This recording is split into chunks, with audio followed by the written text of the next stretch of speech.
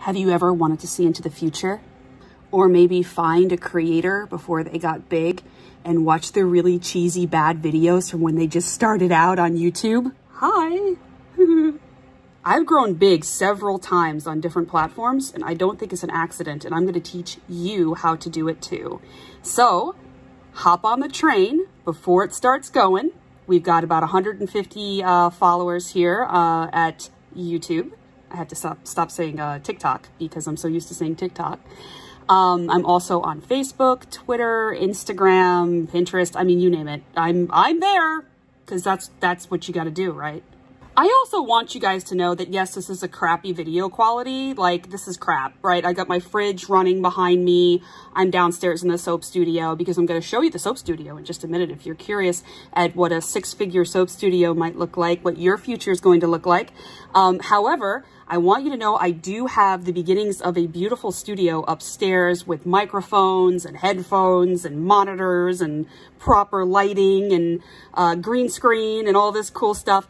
But down here, it's kind of, we're doing a little rough tonight because I just wanted to welcome our new subs, our new subscribers, and welcome you if you would like to subscribe. If you have any questions about your new business, please ask below. About parrots, please ask below.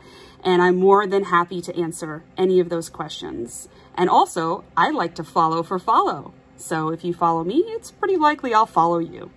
Without further ado, let's check out the soap studio. Okay, so Mary packs a lot of her orders on this folding table. Yes, I know, very fancy, but this is actually a lot better than it was. We just constantly iterate and grow here. We were in a Manhattan studio before, and then we moved to a house, and then we were crammed upstairs on the top level while the basement here got completely gutted and remodeled.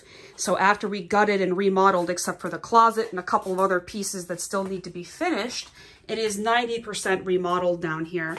You know, we have to redo the bathroom and everything, but you know, it's functional, it works, everything's, you know, in place, and it works. So, but here's the main space of the soap studio. We live on a bi-level. So upstairs was where the family lives, where we live, and downstairs is strictly for business. We have a separate entrance right there, and then we have another entrance right there. My staff do not go upstairs, except for Fran, because she goes up to my upstairs office because she works with social media. Here we have a lot of my boxes and packing materials all stacked, and believe it or not, it is well organized. Everything is by color. Everything is together, and then we have all the boxes by size type here. We have a staff come and fold them. Then we have our book collection by type. And then over here we have a lot of our stones and shower melts. I got these from Uline if you need them. They're fantastic. They lift right off. See that? And you can get all different sizes of these. You don't have to get this size. There's like 10 different sizes. As you can see, I have some wider ones down here. And they come in all different sizes. There's a narrow one right there. I love them because you can just grab them. You can go wash them in the sink. They have little label spots. We labeled all of our sample soaps. And so now when it's time to make our sample sets, we just grab this whole thing and roll it right over where we need it to go, make our sample tins and roll it back, which is wonderful. Because I was a chef before, I am used to using culinary supplies. And I know how to obtain culinary supplies and put them together and maintain them. And so I mostly buy culinary supplies for my soap business. It's what I know. So this is a baker's rack. It was $76, plus each pan was, I think, $8 or $7. And then there's half-size pans as well. I use parchment sheets for baking to line. I also use perforated pans for better circulation. Right now that's not really working, but I cure a lot of my soaps right here on the baking rack because the air exposure speeds the curing process. Our curing process is actually faster than most people's because I have a few tricks to the trade. This is one of them. I keep my soaps very well aerated on sheet trays, and we also flip our soaps every day. We flip them. And we also run air movers, fans, and there's some other tricks as well. Here's some of our bath bombs that were just made today, Devil's Door bath bombs.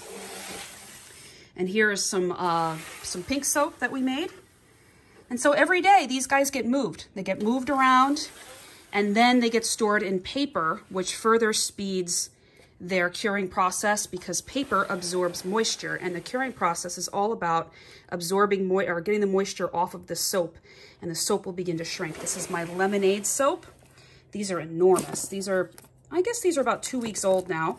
I don't love wrapping them this early because the wrappers become loose as the soap shrinks. I do prefer wrapping them when they're about 2 weeks old.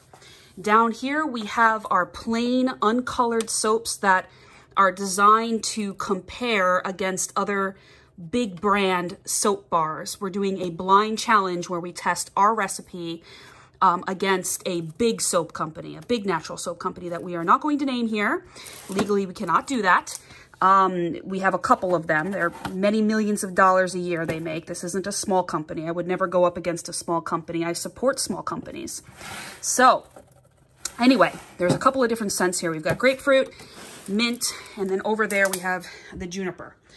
I'm also using the baking sheets to store, oh, there's the parchment paper we were looking for, to store all of my different wax papers, parchment papers, tissue papers for different themed boxes and gift boxes, because we do a lot of gift boxes here. And this way, when we need something, we can just grab a sheet. Just at a glance, we can see what we need without having to dig through a stack and organize. Over here, we have this is not IKEA, this is Pier 1 Imports went out of business. And I went and I bought all of their display things that I could possibly get my hands on. And these are the stickers that I buy from Online Labels. We design all of our stickers in-house. It is useful to be an artist, and I do have a background in design. So pretty useful stuff. I design my own stuff. This is my printer. I have 4 printers. This is my biggest one. This one was about 600 bucks. This one does, it does photocopying. It does large scale work if we need it. It has several ways to feed into the machine, which I really like. It's a little fancier than I need, to be honest with you, and it takes a lot of power. I kind of regret buying it, to be honest with you. I could have just bought another small machine, saved some money, and probably been fine. These are my little friends. I like to support other local artists, so whenever I have a little bit of extra money, that's what I'm doing. I'm buying little pieces of artwork. That is my beer that I'm drinking currently. I do love orchids. You will see plants all over the place. I only have a couple downstairs, but I tend to like the unusual orchids. Over here we have another one of those Uline rolling carts. And I've put all of my candles, my handmade candles on this one, and my bath bombs and my dragon's egg soaps. These are pretty cool. These ones are red, blood orange, pretty neat. We have 6 of these blood orange dragon's eggs. These were just made today. And we've got some unicorn soaps, and we've got some bath bombs and lemon and some raven skulls and lime and neroli. We've got all sorts of cool stuff in here. It looks like Fran forgot her purse. Oh, Fran. We've got the staff computer here. This is a speaker light, which is great. Everybody charges their phone here. And it goes on. These are some of the stickers that are already made. One of them is bird soap. One of them is Valhalla, because I have 2 brands, but they are merging into one. New Valhalla soap. This is my first wholesale order. It weighs almost 40 pounds. There's my soap scale. And what else do we got? We've got some soap that we made today, Bjorn's Brew, cedar and saffron before the raid. And then over here on this shelf, we have our bird safe wax melts, which are food-based. They're made of the same stuff we eat to be safe around birds. They're tested around our 4 parrots every day. My birds are vet checked twice a year, including fecals and blood, and they are extremely healthy parrots. Here's one right now. Why, hello, Max. Would you like to say hello? Oh, would you like to say hello? That's Max. He's not speaking right now, but he's awesome, and he speaks a lot. Just like the typical African gray, he speaks like crazy. Over here, we have some white wolf, and then we have some runestone soap that I made today. This is our double boiler inductive heater that I bought from, you guessed it, a culinary store, and also pots I bought at a culinary store. One of them is from wax melts, and one of them is for candles. We also have another one for lip balms and another one for lotion. We don't ever switch that up. It's always the same purpose per pot. Never used for cooking. Like I said, the upstairs is very much divided from downstairs. These are all candle supplies mostly. Lots of candles that we've made and lotions as well. And they go on, pieces and parts for lotions and candles. We have a microwave for the staff to heat up their food and drink, and then a separate microwave for work and for production. This is the fridge. We don't put anything for work in that. That's just for food. This is the work freezer. And we do things like we freeze our ice cubes in here. And we also freeze up our soaps. And if we need to keep things cold for production, that's where we do it. And we have these giant rolling trash bins, which are very, very handy for, and then a recycling bin there. And then we have our filing cabinets for stickers. And that's just a folding table in the center. And that's a table that came with the house. Kathy works there. There's some more of those Pier 1 racks. And then here I got from Uline, this is my workstation.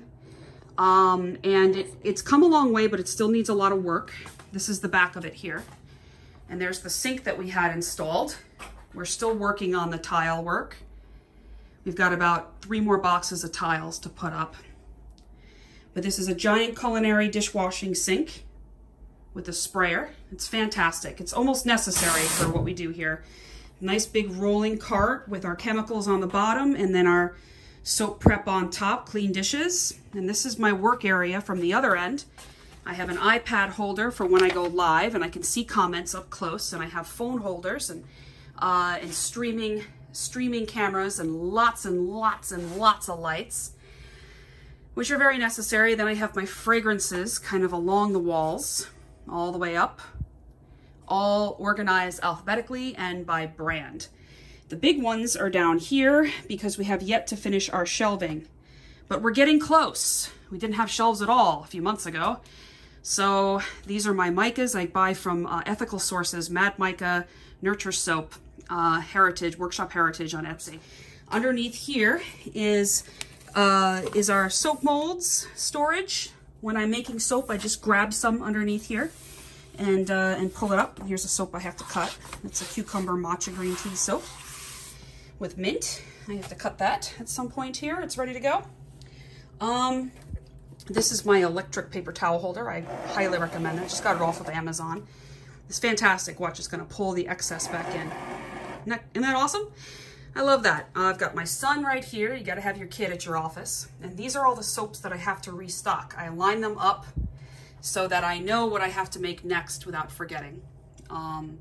So that is the quick rundown for my office area. I hope that this was informative. I hope to also do many more videos. My office is upstairs, actually. My office where I like to record videos, my computer and all of that is upstairs.